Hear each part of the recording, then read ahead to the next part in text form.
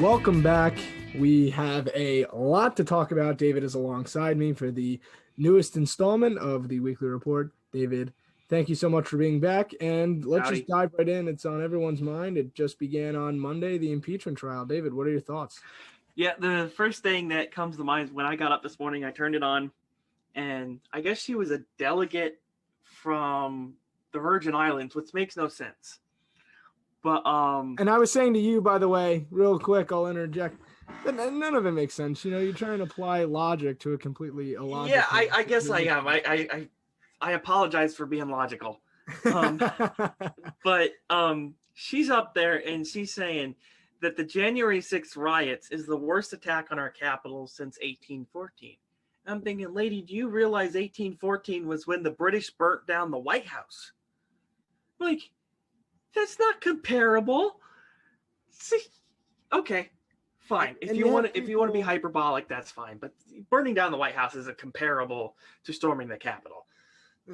and you have people, on social media comparing this to 9/11, right? That it's worse than 9/11, in which an external terrorist organization hijacked civilian passenger planes, used them as explosive devices, and flew them into symbols of American freedom and capitalism, killing thousands and thousands of innocent civilians, versus a disorganized type of riot thing that, while was sad and killed four, was nowhere near the same level of organization, scale, or attack on America that 9/11 was. And it is indicative of the complete um, irrationality on the side of the left right now, that they are trying to paint this picture that Osama bin Laden is equivalent with Donald Trump, that the Um, actions that were carried out by Al Qaeda are synonymous with actions carried out by, now granted, mind you, not smart people that stormed the Capitol. It was not smart. It was not organized. Didn't make any sense. But they're trying to compare the two as if they're even remotely similar. yeah, I think the reason why they're doing this, and Barnes and Barris talked about this, and that they already have a second Patriot Act written up. And so if they can make the January 6th equivalent to 9/11, and everyone believes that, then they can take more of our rights away, like they did with the Patriot Act. So I think that's why you're hearing everyone compare it to the 9/11 or burning down the White House in 1814. So even though it's not even close, you know. And that makes sense. Why would you have the DHS come in and say that we need to have an entire, referendum on domestic terrorism, that domestic terrorism is an endemic problem in the United States? And it speaks to that the breakdown, and this is a very larger theoretical issue that should be discussed, the breakdown of democratic norms, is that labeling your own citizens terrorists is now considered not so radical. And that's a very prevalent problem. Or as Nicole Wallace did, she actually advocated for droning domestic terrorists. Right. Could you even imagine the absurdity of such a proposition? Literally coming in and saying, why don't we take a drone and fire bombs into civilians' homes because they are, quote, domestic terrorists, even though there is no way to confirm that. Could you imagine if someone on Fox News did that during well, it is a Democratic administration, but if they were doing it as an equivalent to Democrat supporters? It's insane. It's insanity. And let's, it goes to the larger part about the impeachment we're talking about, but I think getting down to the nitty gritty here, like talking about the actual arguments being made themselves, you see that, Bruce Castor on the for Trump, he didn't really make a great argument, right? He was terrible. He was terrible. Very disappointing. All criticism of him was warranted. Yes. He had this circuitous, elongated way of making arguments where he would discuss, I don't even know how to describe what he was discussing. He would try and discuss a singular topic. He would run around for 45 minutes talking about like random. He wasn't coherent. Yes. Random historical facts. It's like, what are you saying? And on the left, you actually see a very cogent argument in many ways. While it can be, and when I say cogent, I mean it was effective in its propagandistic techniques. And I don't think that it was legitimate. But what I'm saying is they made a much more, savory argument for the people that they were trying to rile up in their respective base, which ultimately that's what this impeachment is. It's how well can you appeal to your base and show, that we need to do this, because the right is trying to, rile up their base and say this is, illegitimate, which it is. And the left is trying to falsely claim that it is legitimate. And they, right now, they're winning the propaganda battle in this fight, because one of Castor and two of the straight up socialist propaganda techniques that are being used. I mean, they're editing videos very well. It's a Linsky tactic. If you ever read, yes, Rules for Radicals, yes. Another problem is that yesterday it was completely a bomb for the legal team of Trump. Today and tomorrow it's all Democrats. You have to wait till later in the week for the Trump team to get their say. I'm sure Castor is getting his butt chewed out right now. Absolutely. And hopefully he will get it together, because if not, something's got to happen with him. He's either got to be more prepared or something. Schoen was fine. I like Schoen. No, I like Schoen. I thought he actually made some good arguments. And I actually talking to somebody today, and they said, well, none of them made any good arguments. It was a liberal colleague, and I was like, okay. But, I mean, that's just, see, that's the thing that you get is you have the ability to detract from the Schoen argument because of Castor's. Exactly. So I think what you need to do is sort of reverse who has the preponderance of the ability to speak, right? You want to have Schoen speaking because he is more eloquent, he is more effective, he is more incisive, he gets to the point more clearly, whereas Castor, again, is not truly, his arguments in their totality are not that bad. The issue is he's not actually making them.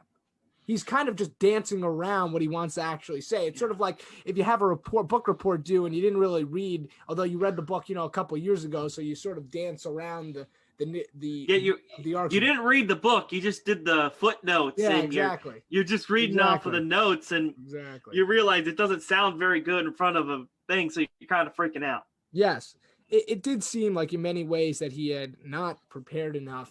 Schoen seemed very smooth.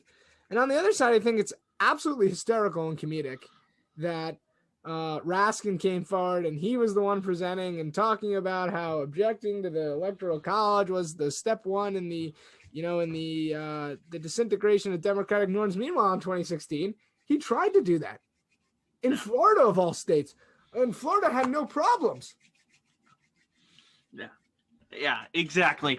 Florida, Trump won pretty handily both times. And geez, these people, they have no shame. And the mistake we make is it's not a double standard. It's the needs of the powerful are changing. So when they decide all of a sudden to be hypocrites, it's not that they're hypocritical.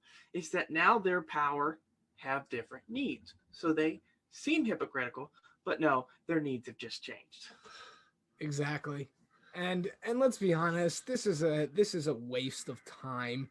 It's a distraction, because every time that you can get away from discussing the Biden administration, that's a win, because their policies right now and the executive orders suck. Not only have they had a wide bevy of them, probably the most that's ever been signed by a president in his first few weeks in office, which is shocking. And it's, again, highly paradoxical, but you don't have to point that out anymore, because everything that the Democratic base has been doing has been paradoxical as of late.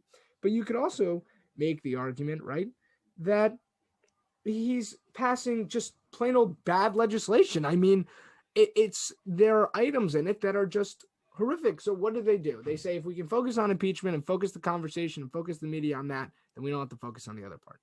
Well, yeah, I think there's some truth to that, because everyone I've talked to, whether it be at work or just in the community, everyone says the same thing about Biden. He's decrepit and old and can barely talk. Okay, so anytime they can get the focus off of him, it's a win. Also, many people that I talk to, normal people, do think this was a shady election. Okay, so it's probably why they still have 3,000 troops in DC, because they're very insecure about the credibility of their regime. Right. You don't have thousands of troops in an area that you think you did something legitimate, let's be honest. And I don't buy the security matter. There has not been a single right-wing terrorist attack since the events of January 6th, which I would not consider terrorist events No. necessarily. I might consider them riotous and inappropriate, but I do not consider them necessarily On a very small scale. Yes. Right? And and there has not been an actual terrorist attack of any sort, and they continue to have troops there. It is a sign of a lack of legitimacy rather than a sign of a show of strength. It's complete weakness, and it just speaks to the fact that Joe Biden is illegitimate. I mean, you look at even something as simple as a Super Bowl, he got booed.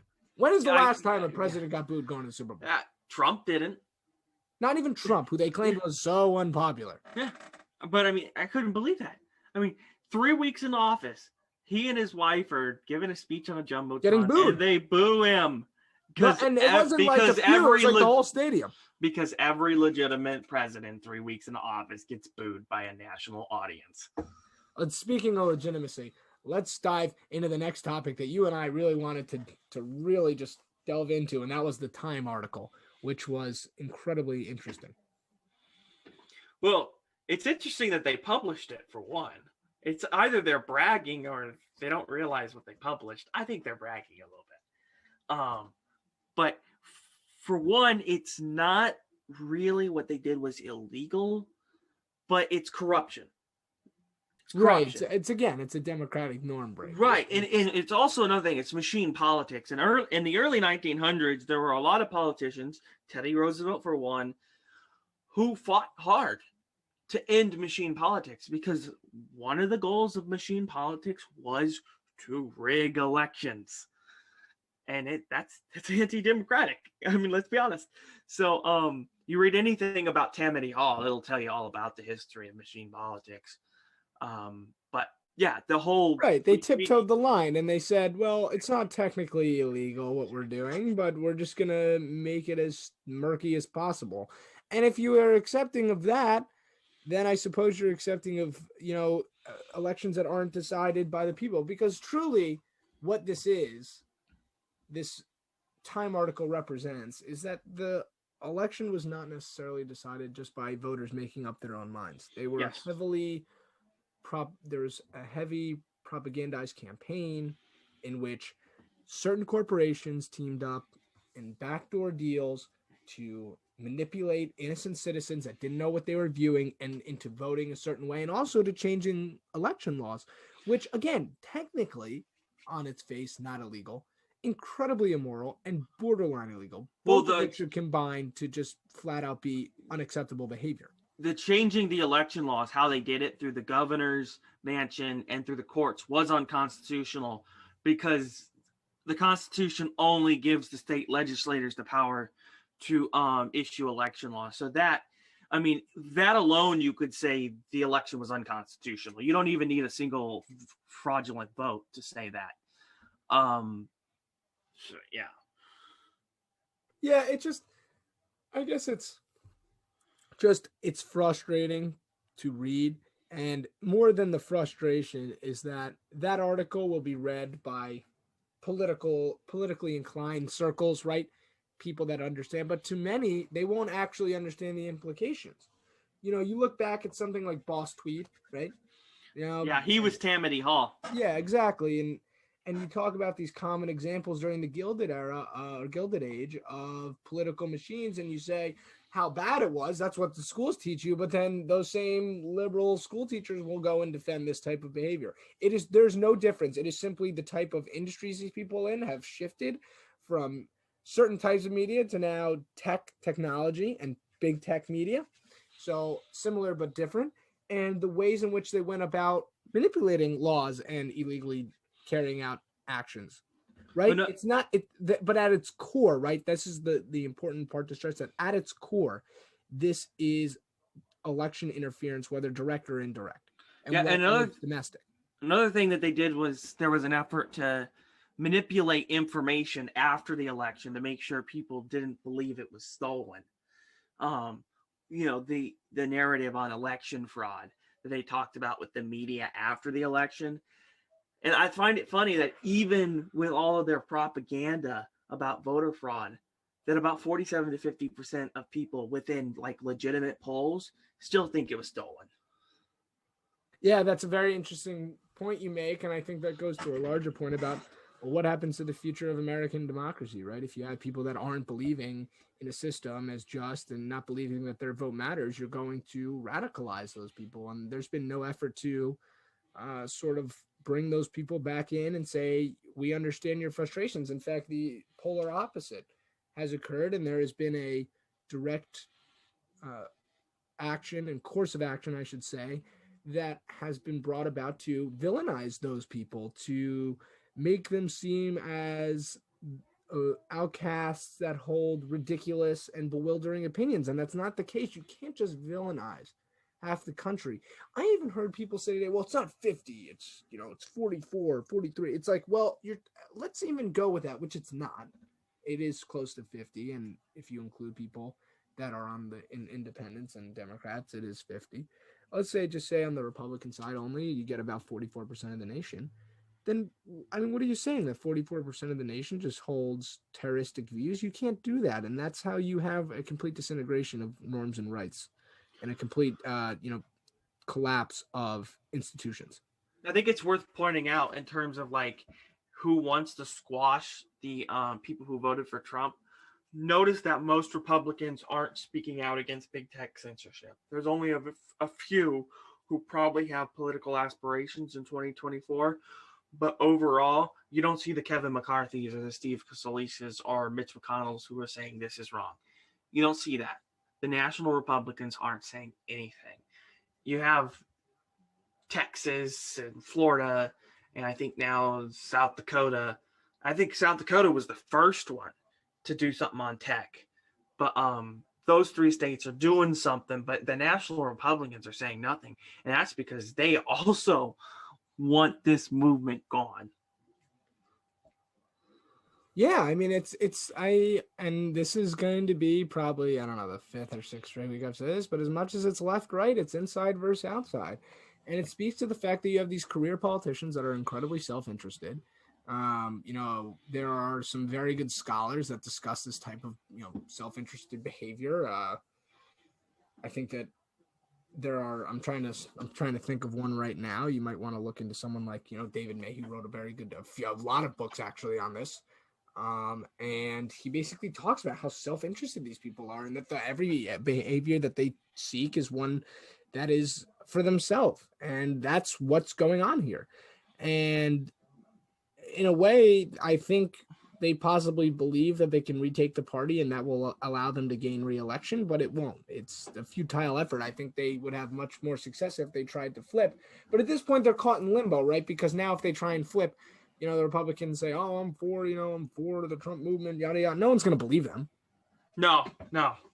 So they're in this limbo where they say, what do we do? And it appears that they're going to stick to their guns and try and convince people to come back to their movement. It's not. It's the milquetoast McCain Republican movement is a dying one. And it has been a losing movement since John McCain lost and the Republicans finished with 39 seats in the Senate and was essentially a minority party. Pretty much, yeah. Yeah, and to further elaborate on this point, right? If you have a party like that suddenly then in 2016, just 8 years later, wins the presidency, wins the Senate, right? You have to say that there's something inherently superior in the Trumpism movement compared to the McCain one. But it seems these McCain Republicans refuse to believe it. They're digging their heels in the sand even harder. They still believe that if not for Trump, they would have a Senate, House majority, and the presidency. They which still is believe insane. that. Which is insane. I don't even know how you come up with that logic. I know. I know. But they still believe that.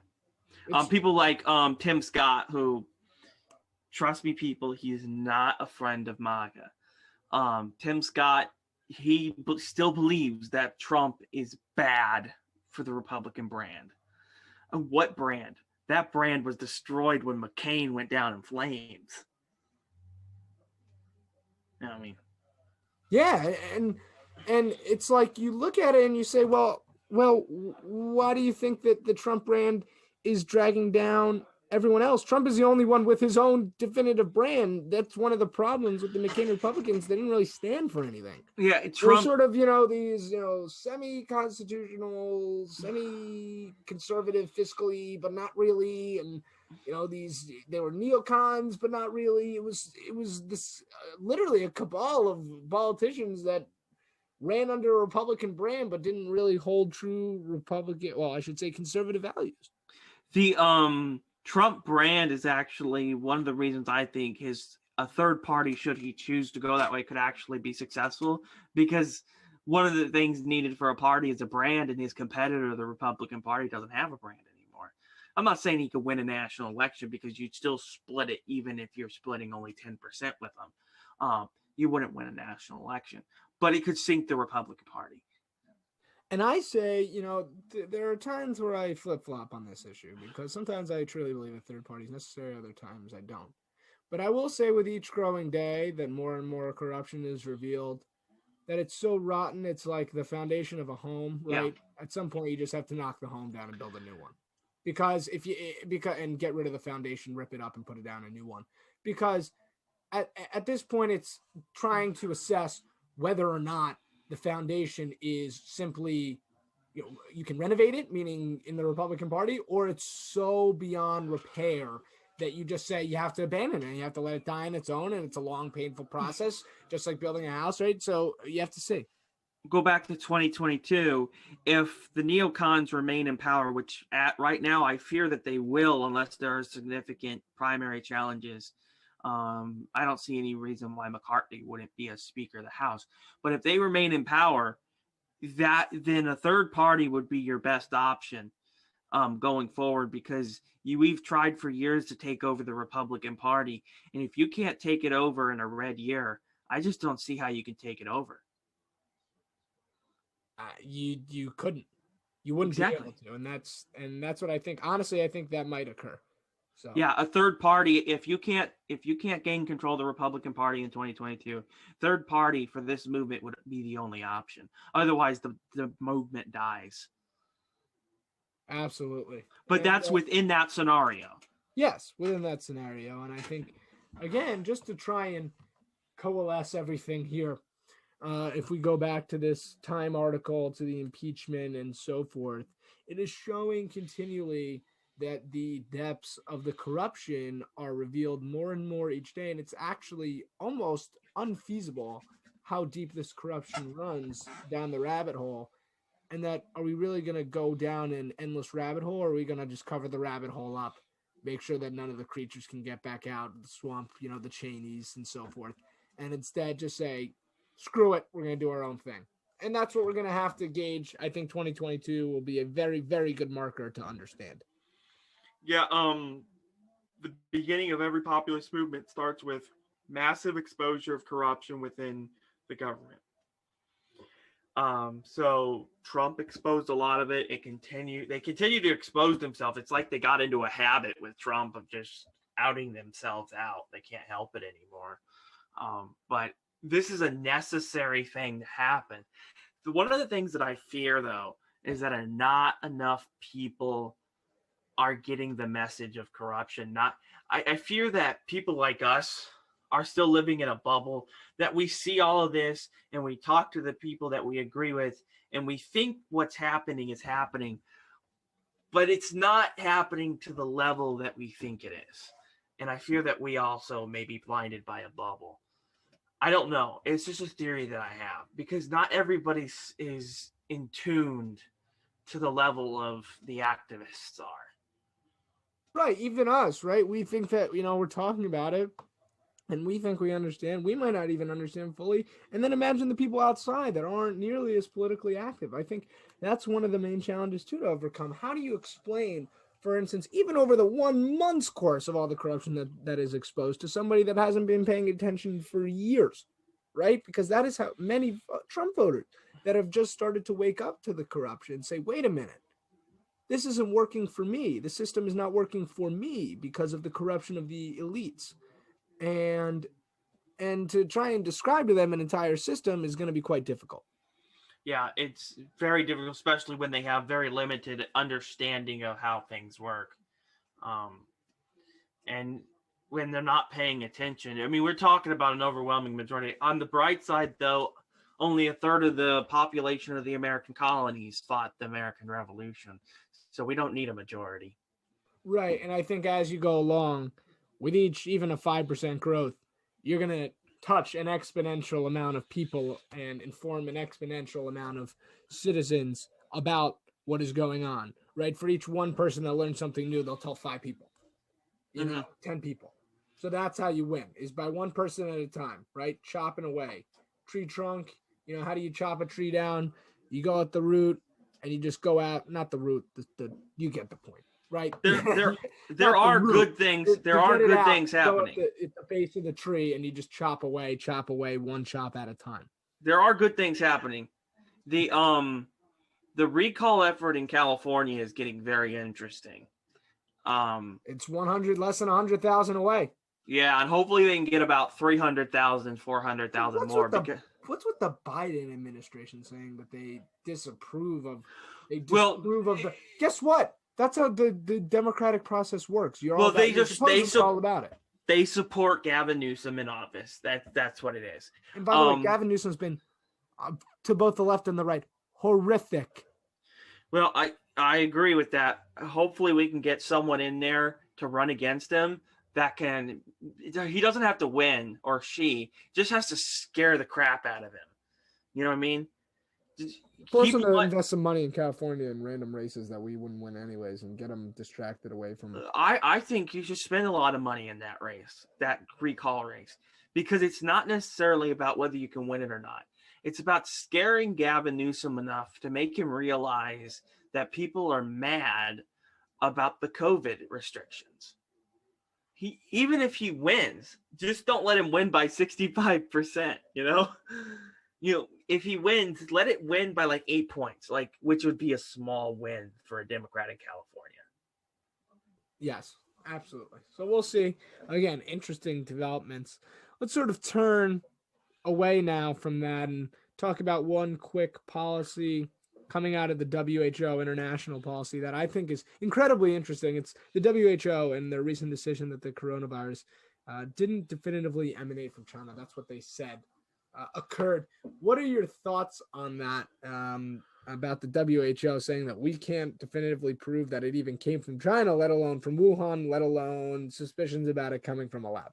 Well, this is why Trump exited the WHO, because they're shilling for China is what they're doing. They're just China's puppet. Tedros is handpicked by China. Everything they do is to cover for China at this point with this pandemic. And it's exactly why Trump moved. And I am not surprised Biden re-entered the WHO very quickly, because it pleases China, his puppet masters, And to further that point, it's so mind-blowing that the WHO could come out and say something like that when there has been so much international cooperation on this from many angles and condemnation of China and the way they handled the pandemic. And then you have an organization that's supposed to uphold these international norms and stand as an institution that fulfills certain rules about justice and health, and they come out and say something just absolutely insane. Yeah, again, I'm not sure it's mind-blowing, because if unless you don't understand the connection between the WHO and China. If you don't, then yeah, it's mind-blowing. But it's not mind-blowing in that they shilled for China. It's mind-blowing in the extent to which they were so brazen about it. They didn't really even try and hide it. That's a fair explanation. That they're willing to brazenly shill and for China and be so openly corrupt. Yeah, though they're probably getting paid a lot of money to do it. So in this world, wherever the money pays is basically people are willing to do. So, I mean, the whole world has got absolutely. I mean, money is flows to the path of least resistance, and if someone's giving you a hefty amount of cash in exchange, and all you have to do is tell people that a country didn't do something in terms of that might not even, that you won't have legal repercussions for doing and saying, then yeah, you're going to do it, right? I mean, that's essentially what's going on here. Yeah. Again, the WHO, they were the ones who went in early too, and they did the same thing. They said it wasn't from Wuhan. They also said that it couldn't transmit human to human. Remember that? Yeah, and they were wrong. They did a lot of things. They said a lot of blatant lies, and it was, in my opinion, all to cover up for China. Basically, it was kind of like they were buying time so they could spread the virus around the world. Just a conspiracy theory, just my thought. But it was weird. It was certainly weird how they kept lying and lying until every major country had at least one case. And then they kind of got their act together and started recommending masks and social distancing. They said you didn't need a mask in late January and early February. Yeah. Oh, yeah. And here we are a year later. And you got to wear two. And we all have to double mask. Yeah. Joe Biden's double mask. Because he was there in the camp. I call him the buffoon. No, the poop. Biden. I mean, Joe is just like, he has no idea what's going on. Let's keep it real and honest here. He has no idea what's going on with the pandemic. I'm not even sure. Absolutely nothing. I'm not even sure he knows who is president. I wouldn't be shocked if you asked him about what position he holds. He might say president, and then in a speech say he was a senator. Because his brain is mush, right? It's the same consistency as the pudding that he's served every night at 9 p.m. Yeah, with his crunched up pills in it. I think actually there's a problem going on with that as well, in that you have a president that isn't engaged on these matters. So then how do you say that this supposed commander-in-chief is going to articulate certain policies and is going to hold people accountable? You can't. So then these organizations like the WHO are like, what are you going to do? What, is the vice president going to do something to me? No. Let's see. Everybody in power knows that Biden isn't in power. But for the sake of appearances, the media's job is to make sure American people that isn't. Simple as that. But everybody around the world knows that Biden is weak and feckless. I mean, during the first week of the Biden administration, what did China do? They started flumies over Taiwan. I mean, no one's afraid of Biden. No one's afraid of him. No one's afraid of his administration because of all the dirt they have on him. Again, they gave a presentation talking about how the people that they used to about the people they used to, pay off are back in power. They said that directly. It wasn't, you didn't have to guess about it. Yeah. Yeah. I'm pretty sure a lot of that laptop stuff from Hunter, I'm pretty sure China has like the worst stuff that we didn't Absolutely. see. I mean, let's be honest. If a random computer shop in Delaware's got it, you don't think China has? Yeah, I bet China has some worse stuff than we saw, yes. And that's the stuff that they have on Biden. Speaking of China, let's continue that path a little bit. Biden and Xi have their first upcoming phone call on Wednesday, or next Wednesday. What do you think is going to occur? Well, Jill will probably take the phone call for him, and they'll probably talk about education because that's what she does. She's promising education for everyone. No, I'm just playing. They'll probably write out a script for Biden and he'll read it very weakly. Then he'll laugh and she will think that this guy's a putz and probably, I don't know. I've never been on those phone calls, but I can't imagine it's going to go well for Biden. And then they'll release a fake transcript showing how amazing it went. He's gonna laugh. I mean, like, seriously, He's gonna get on the phone and act like a tough guy to Xi. She's gonna be like, "I own you," which he does. Yeah. And that's going to be he does own him. he's literally like, I would not be shocked at the words that literally came out of Xi's mouth are like, I own you. Like he does. He owns him monetarily, he owns him politically, he owns him socially, in every context you can think of. Right, basically, besides physically, which even then, I mean, technically, Biden's made numerous come trips to on, China. the Chinese own his son physically. Yeah, so it's. I mean, it's. What are you gonna say? I mean, she literally has complete control over the president of the United States, which is a very scary prospect. You saw those photos of Hunter sleeping with the Chinese woman, right? I mean, there are photos of Hunter, but I want to make this point: doing drugs. Essentially, what are the odds? What are the odds of that Chinese woman being a Chinese spy like Fang Fang was with Swalwell? Oh, incredibly high. You think that they wouldn't plan? I would say that the odds that that the photos that Hunter Biden has taken with people in China, that there are spies in most or all or at least some of those photos, is practically guaranteed. Yeah, because I guarantee you that Chinese woman that goes around, that gets thrown around the Twitter all the time, I bet that's a spy, just like Fang Fang was.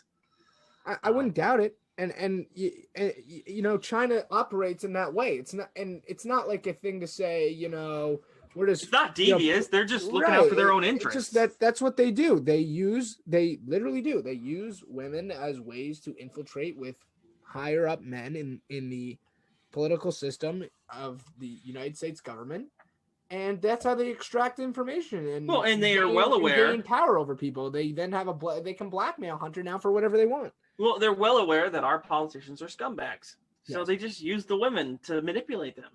Yes, exactly.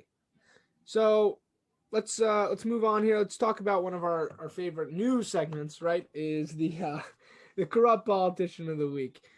David, we're gonna go with an interesting one here. We'll see what people think. It might be a controversial take. I think it shouldn't be, but we'll see. It is House Leader McCarthy. David, why did we choose him? Well, I don't think it's controversial at all. I don't think anybody listening to this will disagree. He's the guy who, when most of his caucus was against Liz Cheney, I think Matt Gaetz said they actually had the votes to remove her from leadership. He took the vote, took it to a back room, made it private, and this is because everyone on Wall Street. Why make it private? Made it private because they didn't want the votes to be seen and who voted for and against and how close it was. And the people on Wall Street, Raheem Kassam has been talking about this, that people on Wall Street has been lobbying people like crazy.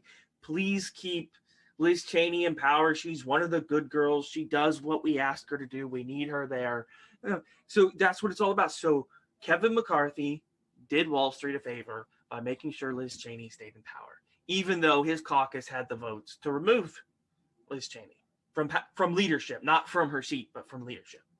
Right, and it just goes to show, right? It's, again, this is a very good way to go full circle on this entire conversation, is that at the end of the day, how deep does this corruption go, right? Because you have people that are supposedly McCarthy who had met with Trump in Florida just a few days before that, right?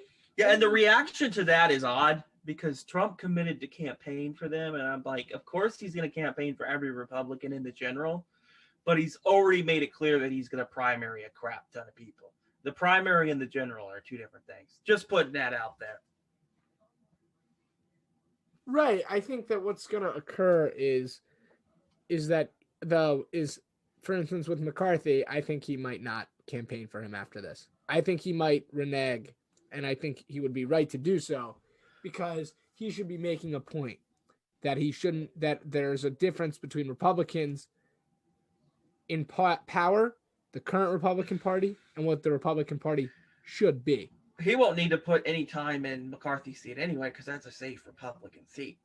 I doubt McCarthy will get a primary. I doubt he'll get a legitimate primary challenger. Liz Cheney, I mean, she's gone. I mean, Don Jr. is going there this weekend to campaign against her. Yeah, gone. She's gone. I mean, the Trump family is all in on taking her out. Don Jr. 2024, by the way, looking more and more likely by the way he's acting. I don't know why people keep attacking me about that. I mean, like, let's be honest. Bannon, Barris, Barnes are all saying he's the strongest guy. He's the strongest. He's the most similar to his father, right? Yeah. If you're looking at a Trump candidate, Look at our history. Dynasties are very common. Right. He has that sort of that independent flair, that outsider flair. He's not politically correct in any sense. He's the strongest candidate by far out of. Look at the way he's acting. I mean, everybody else in the Trump family has basically gone back to their normal lives, except for Don Jr., who is acting very politically active for a son of a former president. I mean, he's campaigning, he's on TV, he basically has a vlog on Telegram. I mean, yeah, I would not just say no, he's not going to run. I mean, you got to at least keep him in mind that he may run, because he is acting like he's going to run. I mean, for God's sake, I would love to see him run. I do too. I agree with Richard Barris that he could probably perform better in the electorate than his father.